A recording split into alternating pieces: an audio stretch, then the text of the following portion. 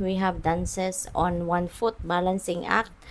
Taurus, itong kailangan ninyong gawin, no? Balansehin ninyo ang buhay, balansehin ninyo yung inyong sarili, okay? Get back to balance kasi baka meron ditong mga importanteng detalye, meron kayong mga importanteng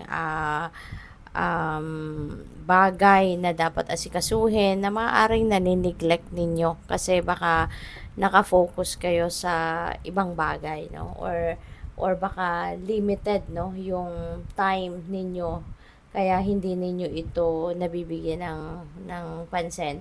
So always remember, no, na kailangan natin ng balance, kailangan natin na tignan lahat ng areas of life natin para hindi natin na-overlook ang iba, hindi natin nanineglect ang ibang bagay. Okay? Kasi importante 'yon na meron tayong balanse sa lahat para hindi tayo magkakaroon ng mga problema.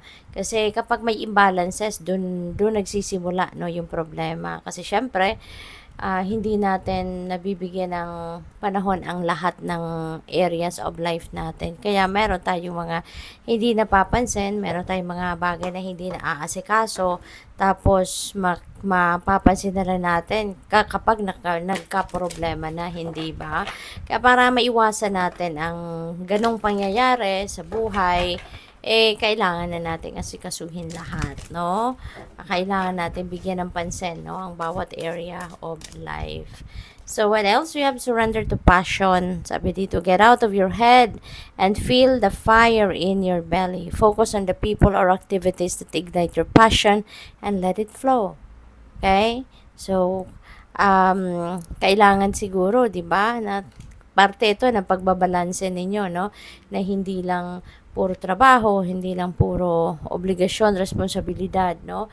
Ang kailangan ninyo na pagtutuunan ng pansin, no? This time as well, bigyan naman ninyo ng room sa buhay ninyo, sa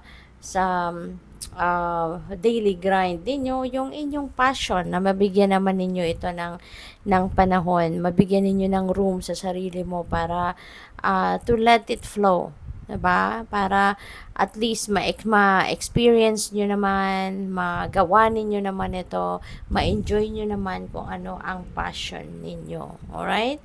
So, tignan natin kung ano pa ang mga mensahe para sa'yo. And maraming salamat muna maraming salamat for subscribing to my channel. And if you haven't subscribed yet, subscribe na po kayo.